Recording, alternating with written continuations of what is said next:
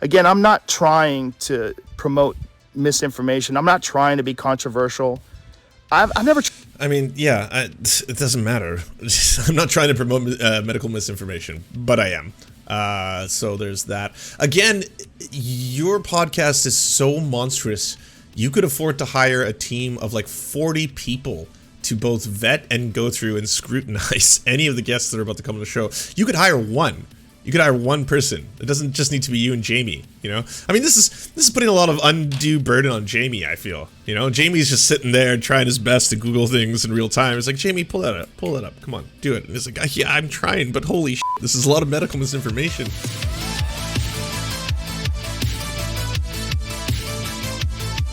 People who hate Joe Rogan online remind me so much of, like, in the 90s, when, like, angry moms would bitch and moan about Howard Stern. That's exactly what these people are. Oh, he needs to be responsible with his platform. Shut the fuck up! Why? People watch trash TV all the time. Does fucking Jersey Shore need to be responsible with their platform? People like Joe Rogan because he's not an ideologue. People like that shit. People like that in a time where it seems like all other media is like preaching and looking down on people and like on this, being on this pedestal. They can go to Joe Rogan where it's like just a dumb fuck getting high and it feels like you're just like talking to your friend, you know? Just like having discussions. And it's just real fucking cringe. Like, I hate this shit about Joe Rogan. Like, oh, get him off of Spotify. Fucking the government? Like, some guy who works for the government was like, oh, big tech has a responsibility to, like, are you fucking, like, fucking government 1 and 2 coming together, fucking big tech, and, like, someone who works for Joe Biden, like, oh, big tech has a responsibility to, like, not have this. Shut the fuck up. This is just gonna make him more popular, too. He's gonna become, like, some martyr or whatever. Anyway, I like Joe Rogan. Of course I don't agree with him all the time, but that's why I like him. Like, learn to just fucking chill. Why does everything gotta be, like, mommied? Why do you have to mommy everything? Fucking damn. Shut the fuck up! Cool. She's referencing the FCC, I think, commission fines that took place against the Howard Stern show, which I don't know how aware she was of the time, but they weren't directly because Howard Stern was promoting medical misinformation. It was because of indecency. Between 1990 and 2004, the FCC issued fines totaling $2.5 million to radio licensees for airing material it deemed indecent from the Howard Stern show, the highest amount of any American radio show. The Supreme Court had provided broadcasting guidelines for indecent material since 1978 in its ruling in its landmark decision, in which the court prohibited the 7 dirty words made famous by comedian George Carlin. The FCC received complaints about the Howard Stern as early as 1981, but its limited power at the time prevented further action taking place. The FCC broadened its guidelines in 1987 following an investigation over decency's broadcasts on the show. In 1990, Infinity Broadcasting, owner of Stern's flagship station WXRK, had some syndication affiliates, was issued its first fine. 2 penalties issued in 1992 worth $105,000 and $600,000 were the highest agency had fined for any broadcaster over such matters.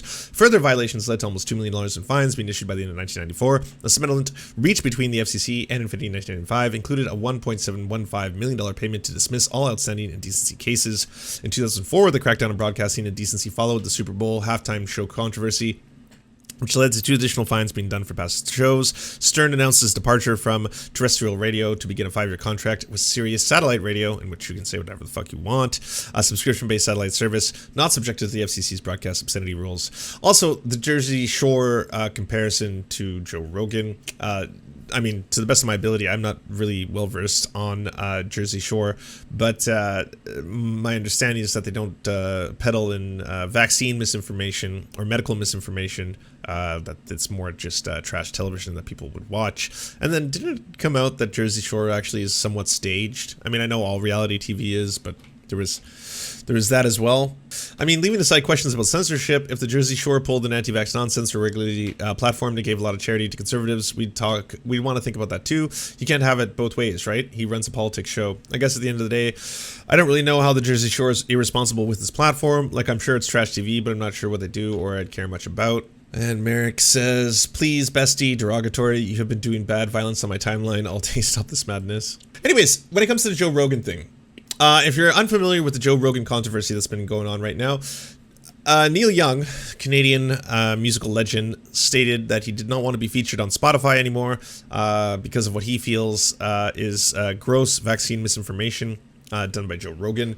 Joe Rogan got into a lot of controversy promoting a doctor who claims that he is single-handedly the inventor of mRNA vaccines, and then went on to claim on Joe Rogan's show that the vaccines are actually more dangerous than COVID-19, as well as a whole bunch of other stuff that is just not medically sound and has been pretty much disproved both by the medical community at large, as well as just the statistical data that's been coming in from people who have been going to the hospital. In the United States, the official numbers are 99.5% of everyone who's dying from COVID-19 at this point is unvaccinated. So it truly is becoming, unfortunately, a death of the unvaccinated kind of situation.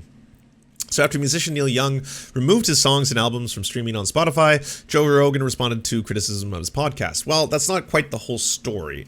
It went on to the fact where Spotify ended up losing about $4 billion in stock value as investors started pulling out, as well as Joni Mitchell came forward and said that she as well is not going to support having her music on Spotify as long as this continues. Now, there's a handful of ways that Spotify could address this. We should answer the elephants in the room. First off, the free speech laws of the United States do not apply to private businesses. They do not apply to private property in the sense that you can ask someone to leave your house if they're choosing to suddenly enter into your domicile, something of that nature. And private corporations can censor in ways that they see fit.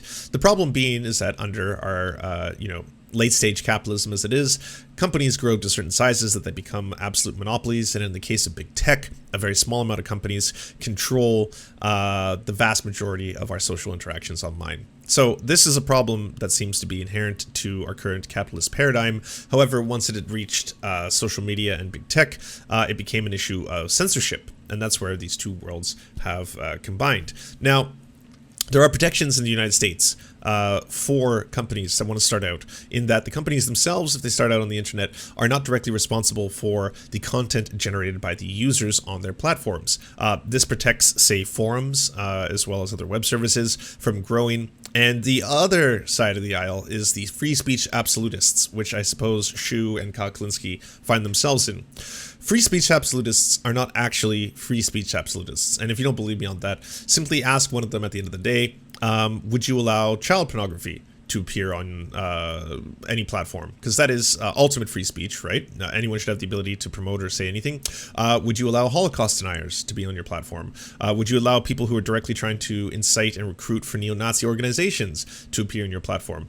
Now, obviously, each one of these platforms takes their own onus and responsibility for what they want to appear on their platforms in the form of terms and service. This is done for a handful of reasons. One, I genuinely believe that Jack Dorsey probably doesn't want Holocaust deniers on his platform. Tech companies are overwhelmingly liberal, not leftist, but they are overwhelmingly liberal, and most likely they would not want that, so they set up terms of service. As well, you'll find when each one of these new companies starts up, such as a Parler or a Gab, they're usually filled up with some of the worst people in the world because they're looking for an absolute free speech platform where they're allowed to engage in a lot of the activity that would otherwise be banned by other ones. So they will fill them up with child pornography, they will fill them up with neo-Nazi shit, because again, they're just jumping to the next platform that says that they're completely for free speech. And of course, they're not. Parler censors free speech. Parler is famous for this, by the way. Parler had to shut down the ability for you to post pictures of your own stool. I don't know this for a fact, but I'm assuming Twitter doesn't have that ban yet. I think Twitter still has the freedom of speech to allow you to post pictures of your shit. The problem for Parler was that too many people were doing that in response to other people's posts. So people would make a post, and if they didn't agree with it, they would post pictures of their shit. So Parler had to come out and say, well, we are now adding terms of service, which doesn't allow you to post pictures of your poo anymore. And that, again, is censoring people's free speech. But it comes down to that massive debate. Spotify is a private corporation. Spotify is not operating in the same sense as a internet forum or a YouTube or even a Facebook. Spotify operates in the sense that they are a private media company that can buy podcasters, in the case of Joe Rogan, for $100 million, and then broadcast them on their network. People asking for Joe Rogan to be censored are asking a private corporation to censor the material that they are choosing to promote. That's in essence what this boils down to. This is not as big as someone like Glenn Greenwald will have you think in that this is the entirety of free speech. If this is not free speech, then what is? In many ways, we've given these companies, and again, these very few amount of companies, a lot of power through this process. You got to think of this. The major tech companies, Apple, Amazon, Facebook, Alphabet, each one of them became super famous, or sorry, I should say super successful for a different reason, right? In the case of Amazon, Jeffrey Bezos decided that he wanted to make a book-selling company, because it was primarily only about selling books at first, for people who wanted to get hard to acquire titles, either in their local chapters or Indigo or bookstore, and they would be able to find it online. Also, the second reason why he did that is because the overhead of stocking up on books is much cheaper than other products. Turns out he was right. He had a recipe for success. Amazon became incredibly successful and continued to grow. The problem when these companies continue to grow is they also start to cannibalize their competition along the way. In the case of Facebook, you can make a very strong argument that Facebook buying Instagram is actually buying its direct competitor. Now, antitrust laws in the United States are actually quite interesting. I know a lot of people, and myself included, people on the left have said that maybe we need to break up these big tech companies. And I think I was a little bit misguided in that, because that's me saying that without a complete understanding of antitrust laws. Luckily, over the weekend, I did a bunch of studying thanks to the Cato Institute and the Heritage Foundation. So I'm a little bit more well-versed on how the antitrust laws in the United States work. Turns out the antitrust laws in the United States were changed by Ronald Reagan, of all people. And he altered them to say this: is it in the consumer's best interest? And if it is in the consumer's best interest, then perhaps we'll allow a merger to go along. Meaning, is it the consumer who suffers at the end of the day based on a merger? The problem being is that doesn't put workers into account at all. So the workers for those companies and the conditions of the workers are not put into that account, but that's not important to anyone here when it comes to antitrust and how these companies operate. It is, are the consumers getting the best possible deal? Unfortunately, under capitalism, when you have large amalgamations of companies, it'll usually sometimes benefit consumers, because overproduction does benefit consumers in the sense that it's going to make things cheaper and more accessible. So you have suddenly something like Microsoft, who's buying up a whole bunch of other companies, and then they release something like the Xbox Pass, of which I am a subscriber. I just want to make sure that everyone is clear that I have confirmed my biases here. And suddenly for $10 a month, I'm able to play 100 plus titles, Xbox games, at home. That deal is remarkable. I can't resist that deal. Am I going to go into a store tomorrow and buy a $69.99 game brand new in disc form, or am I just going to download it as one of the many other games that I download for that $10 a month? It's incredible. Why would I ever turn that deal down? For the consumer like myself, it's not hurting me if Microsoft continues to buy up every other game company in its pursuit, or a company like Tencent or any other major corporation that's going to try and do that. So the antitrust laws in that sense will not be able to directly apply. Where it did apply to a company like Microsoft, however, is when Microsoft was packaging its deals, its computer software with its own browser. So that would undercut the competition. Other browsers aren't really able to compete with Microsoft because at the end of the day, Internet Explorer was already readily available on their software and would allow people to just immediately use the internet, and they wouldn't be, let's just say, as inclined to download a far superior browser than use the one that's already stock on the company. That was a victory for people who were trying to fight Microsoft at the time. Microsoft was apparently going to be broken up because of it. However, they reached a deal with the federal government, which then forced them to have to stop doing that as a default. So those are examples of that when it takes place. All this leads me to Joe Rogan. All the pressure was on Joe Rogan during this entire Spotify affair. So Joe Rogan has come out and made a statement. I'm now prepared to listen to the statement in its entirety. Let's see what Joe has to say. Hello, friends. I wanted to make a video to address some of the controversy that's been going on over the past few days. And first of all, to say thank you to everyone that sent love and support. I truly, truly appreciate it. And it's been very nice to hear from you. I wanted to make this video, first of all, because I think there's a lot of people that have a distorted perception of what I do, maybe based on sound bites or based on headlines of articles that are disparaging. The podcast has been accused of spreading dangerous misinformation, specifically about 2 episodes, a little bit about some other ones, but specifically about 2. One with Dr. Peter McCullough and one with Dr. Robert Malone. Dr. Peter McCullough is a cardiologist, and he is the most published physician in his field. So that doesn't, if you want to give their credentials, that doesn't change the messaging. Like Dr. Robert Malone is an incredibly accredited scientist. He's going to, I'm sure, state that he's the inventor of mRNA vaccines pretty shortly, and that's going to be, again, his appeal to authority in this case. That doesn't change the things that he was saying. If you come onto a show and you're incredibly accredited and you get on that show and you spread just the worst possible vaccine misinformation, including stating things like the vaccines are more dangerous than COVID-19 itself, which is just blatantly false, then yes, people are going to call you out for that. In history, Dr. Robert Malone owns 9 patents on the creation of mRNA vaccine technology.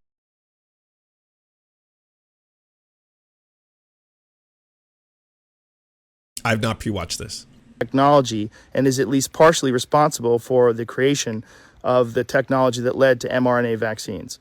Both these people are very highly credentialed, very intelligent, very accomplished people, and they have an opinion that's different from the mainstream narrative. I wanted to hear what their opinion is.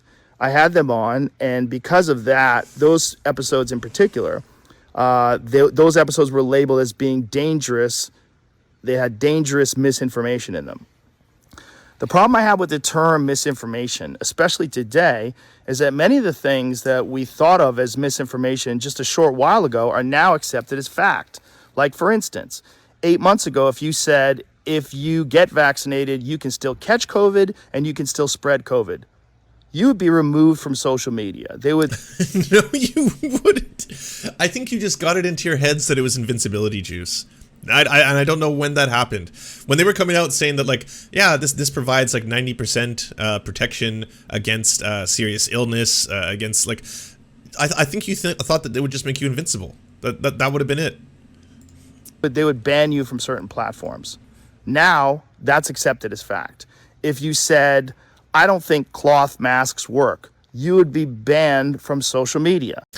Again, that's not what people were saying. That was your misinterpretation of it. I don't know if you thought that when people put on masks, suddenly, they're invincible or something. The idea, again, is not that it was about protecting you necessarily, was that we spit when we talk. So for an airborne pathogen, the idea of people spraying more when they speak is going to reduce, and it's still been proven to do so, yes. Now, that's openly and repeatedly stated on CNN. If you said, I think it's possible that COVID-19 came from a lab, you'd be banned from many social media platforms. Now, that's on the cover of Newsweek. All of those theories that at one point in time were banned were openly discussed by those. I mean, considering that he's wrong about most of these statements, by the way, you also have to keep in fact that this is an evolving pandemic, in that there are new variants, and the variants change, and the variants also change the way we interact with them in terms of our vaccination and stuff like that. Omicron has in many ways been stated to be this milder version of the disease that is ideally going to get everyone infected, because that way we're just going to have this natural immunity and everyone's going to be fine. Yeah, if you had stated 2 years ago that Omicron is going to come along and that this is going to be a very, very easily transmissible variant, you most likely would have been like, oh, okay, well, is that going to happen? Is that strange? Is that new news? This is unusual. There's 2 men that I had on my podcast that have been accused of dangerous misinformation. I do not know if they're right. I don't know, because I'm not a doctor, I'm not a scientist. I'm just a person who sits down and talks to people and has conversations with Yeah, Jeff put it well. Science is a method, not a conclusion. them. Do I get things wrong? Absolutely, I get things wrong, but I try to correct them. Whenever I get something wrong, I try to correct it, because I'm interested in telling the truth. I'm interested in finding out what the truth is. And I'm interested in having interesting conversations. But, like, do you apply that to everyone, Joe? Would you bring on, like, a Holocaust denier and then all of a sudden be like, yeah, I just wanted to hear their opinion. I was just curious what they had to say, and, I took it in, and now I'm here to correct the record. That, in fact, the numbers were not distorted, that 6 million Jews did die in the Holocaust, and that they were wrong. So I'm just happy to be able to bring that to all of you. With people that have differing opinions. I'm not interested in only talking to people that have one perspective. That's one of the reasons why I had Sanjay Gupta on, Dr. Sanjay Gupta, who I respect very much, and I really enjoyed our conversation together. He has a different opinion than those men do. I had Dr. Michael Osterholm on at the very beginning of the pandemic. He is on President Biden's COVID-19 advisory board. I had Dr. Peter Hotez on. So this is where I would like disagree with Shu in the strongest possible terms. I think you do have a responsibility if you have a platform, especially if you have the largest platform, in what you do with it. Absolutely, you do. I mean, you can say that your goals are different, and they might be. Like, if your goals are to promote anti-vaccine information, then technically you're being responsible with your platform in terms of platforming these people. If that wasn't the case, then you were being incredibly irresponsible by platforming people that have been, in large part, condemned by, large sections of the scientific community.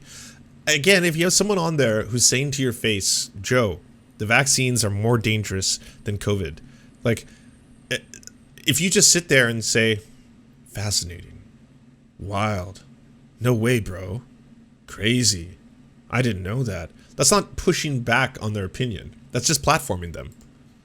Who is a vaccine expert. I'm interested in finding out what is correct, and I'm also finding out how people come to these conclusions and what the facts are.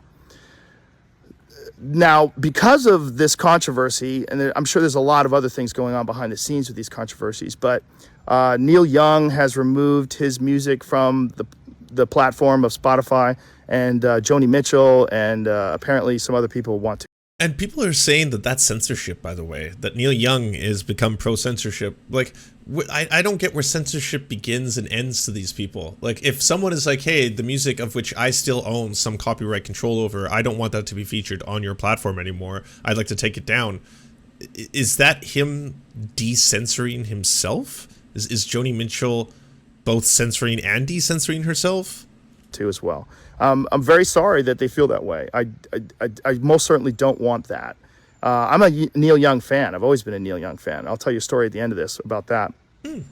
One of the things that Spotify wants to do that I agree with is that at the beginning of these controversial podcasts, like specifically ones about COVID, is to put a disclaimer and say that you should speak with your physician, and that these people and the opinions that they express are contrary to the opinions of the consensus of experts, which I think is very important. Sure, have that on there. I'm very happy with that. Also, I think if there's anything that I've done that I could do better is have more experts with differing opinions right after I have the controversial ones. I would most certainly be open to doing that. And I would like to talk to some people that have differing opinions on those podcasts in the future. We'll see. I do all the scheduling myself, and I don't always get it right. These podcasts are very strange because they're just conversations, and oftentimes I have no idea what I'm going to talk about. Well, I mean, if you got $100 million, you can afford to have someone help you on this then. At the very least, you could definitely hire one person just to help you with booking people, and then look at it and be like, hey, Robert Malone, we got Robert Malone scheduled for 2 Tuesdays from now. I did some research into Robert Malone. While he does single-handedly claim to be the inventor of mRNA vaccines, turns out that that's kind of just a strange claim to make, considering that science doesn't really operate that way, and that the things that he's been saying kind of delve into the conspiratorial side of medical misinformation. So it would probably be a very dangerous thing for us to bring him on and have him speak for 2 to 3 hours, especially him being an accredited scientist, and you yourself not knowing a lot about these topics. He's most likely just going to steamroll you on a lot of things, and there will be a lot of medical misinformation. So I'm just thinking either we don't bring him on, or if we do bring him on, we should probably bring on someone else who is in direct opposition to what he's going to say, so that person can then either refute or contradict the statements that he's making.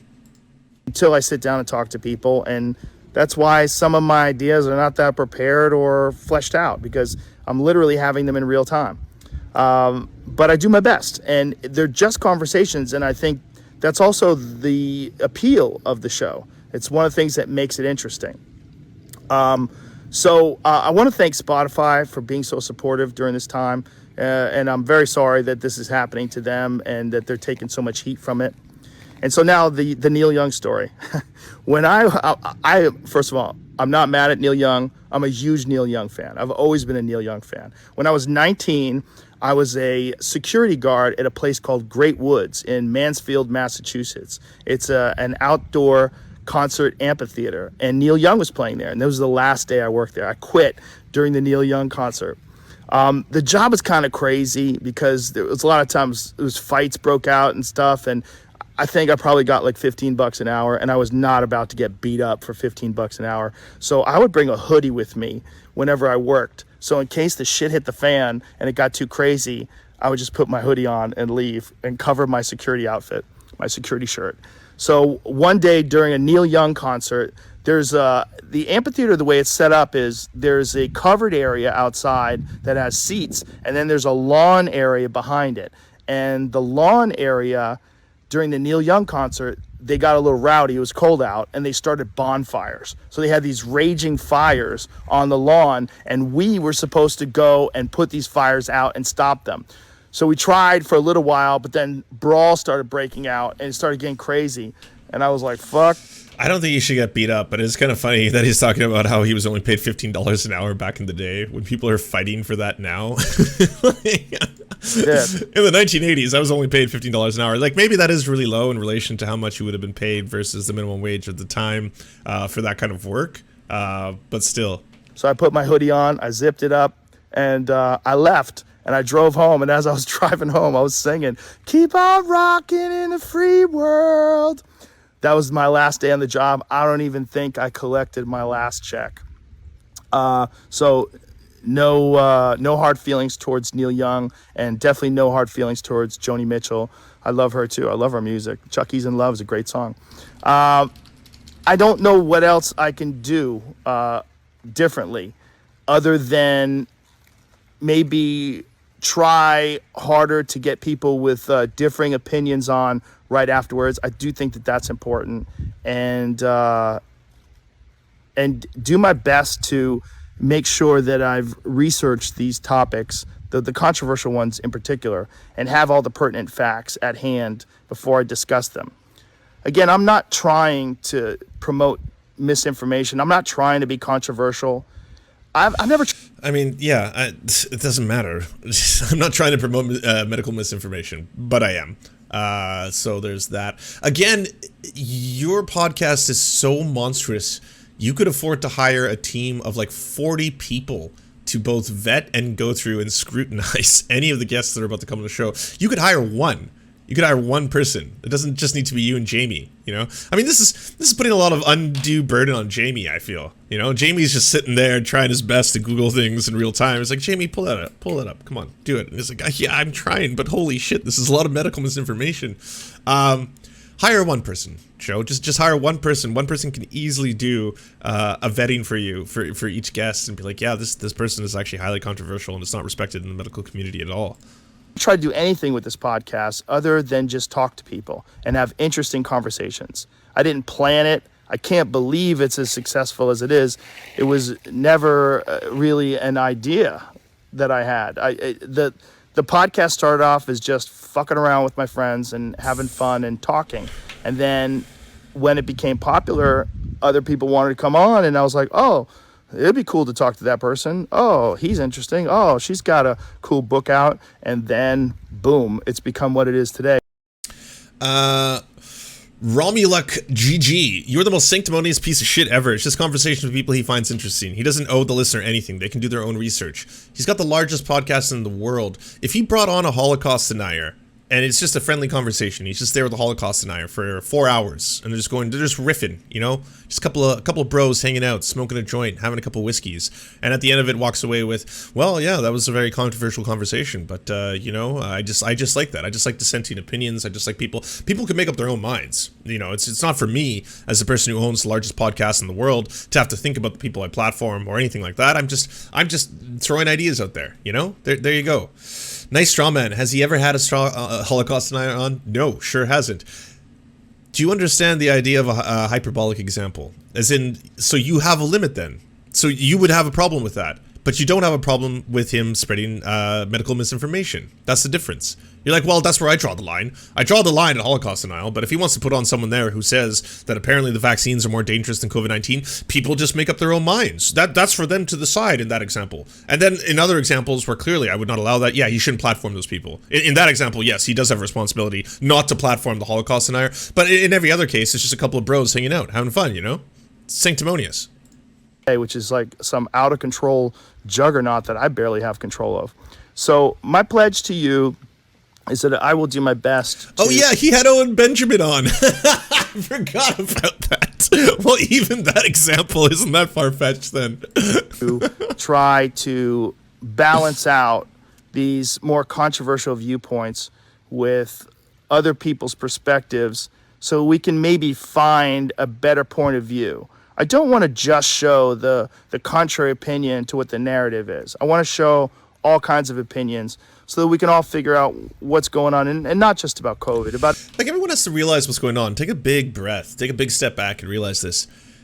He does have the ability to platform whoever he wants on his podcast. Clearly he does. That's his thing. I, as the host of my own show, have the ability to call out the people that he platforms and the ideas he spreads. And when doing so, you come at me in the exact same way. It's like, oh, fuck, you're being sanctimonious right now. Don't you understand? This is just a fun conversation between two people. I'm not in the camp of people asking for Joe Rogan to never have a show again. I'm in the camp of people asking, yes, he does have responsibility. Yes, he does need to be held accountable. Yes, he does have the largest podcast platform in the world. So yeah, I'm sorry, but Uncle Ben is going to have to be the voice of truth here. With great power comes great responsibility. About everything, about health, about fitness, wellness, the state of the world itself. It's a strange responsibility to have this many viewers and listeners. It's very strange, and it's nothing that I prepared for, and it's nothing that I ever anticipated.